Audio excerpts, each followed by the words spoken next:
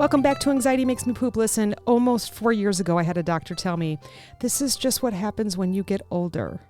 It ended up being a 2.5-pound tumor in my uterus, and I finally had a hysterectomy. I have a memoir out about it. It's called My Uterus Farewell Tour, From Adenomyosis to Hysterectomy and Healing. So check it out. It's on Amazon. It's $2.99 for Kindle. Last week, I'm sorry, it was free, so if you didn't get to download it, this week it's $2.99. It's only $12.98 to buy the paperback, and the hard copy is on its way. I know a lot of my friends like to wait until I get the hard copy out, and I really, truly appreciate that.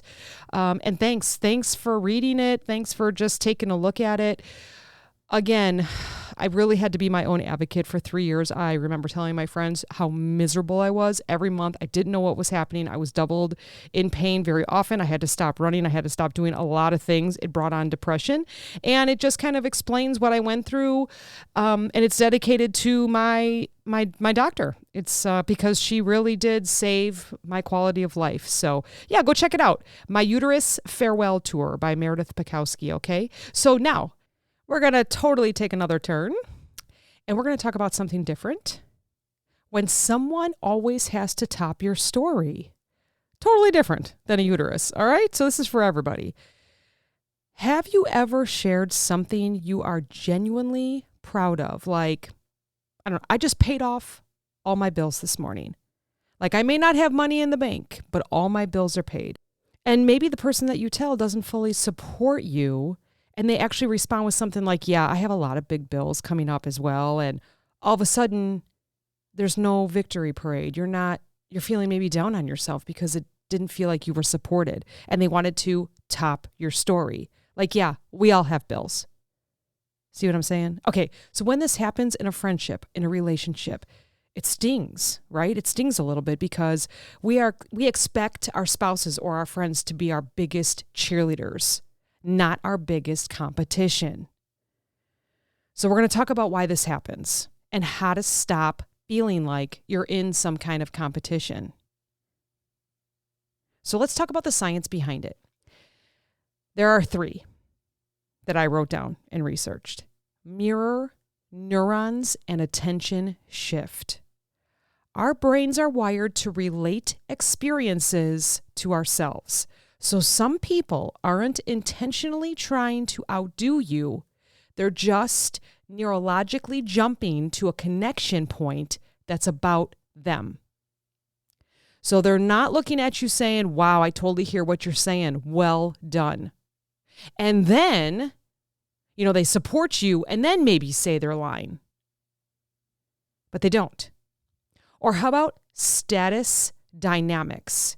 In social psychology, this can be a subtle status play, a way to bring the spotlight back to themselves and keep that, what should we call it, social scoreboard even. And then there's emotional hijacking. Your happy moment activates emotion centers in their brain. And if they feel left out, insecure, envious, or they may just instinctively try to match or top your moment to protect their own self-esteem. So there might be more reasons, and you'll know it because you're in the relationship, the friendship, right? But that's the science behind things that have happened to me, okay? So how to ignore that competition feeling? I want you to recognize that intent isn't always malicious. It's probably annoying though, because you want to celebrate. You don't want them to relate. You want to celebrate something that you're doing. You want them to support you and say, wow, congratulations, awesome job. You work hard for that. Most people aren't consciously trying to rain on your parade. They're really not. They're relating to your parade. They're not trying to rain on it. So recognize intent isn't always malicious, okay? They may just want to relate. Use mental boundaries, okay? Imagine a clear bubble around your joy, around your happiness, around your goal, around your task that you completed and your celebration. You got a big bubble around it. Think of all the positive. We're going to keep that inside the bubble. Their words cannot get into that bubble. It can't penetrate it. It can't pop it unless you let it. So you got all your joy, all your happiness, all your success inside this bubble. And if someone says, yeah, but I have this, this, and this, trying to up one or even the scoreboard, they only burst that bubble if you let them. And then one more, celebrate internally. You don't need anybody else. You don't need anybody else. You don't always need outward validation. Actually, you never need outward validation because you know that you're amazing and that you're doing what needs to be done in this life. Give yourself that internal high five and keep the good feeling. That's how you ignore that competition feeling. Because even if they don't, they may not be doing it on purpose, but if you feel like they are, or you get that sense, then use your mental boundaries, use your bubble, and cheer for yourself. You don't need outward validation. Again, it's very nice to hear. Every once in a while, it's very nice to get that email, or it's very nice to hear your spouse say, wow, well done. We all like it. But guess what? Tell it to yourself. Because then when someone else says it, it's just the cherry on top, right? It's just even more. You know you're doing a great job. If someone else validates it, cool. Listen, if it's a friend who always does this, or if you're in a relationship and the other person always does this, adjust your expectations. If you know someone tends to respond like this, lower the emotional weight that you give their reaction. You're just saying it out loud to say it out loud. You already know. You already validated that you're amazing. You're just saying it out loud. And then they're going to come back and say, oh yeah, but I have this, this, and this. Cool. We both have stuff. Scoreboard, even. Choose your audience. Share your wins with people who will genuinely celebrate with you. I'm actually very fortunate. I have found the people that celebrate with me, and I also celebrate with them, and it is a lot of fun. Find your people. You can call it out playfully if you are in a safe relationship, safe marriage, safe relationship, safe friendship. You can lightly say to them, hey, can I have my moment real quick? I want to tell you something real quick without you maybe trying to one-up me. However you want to say it. Have the conversation.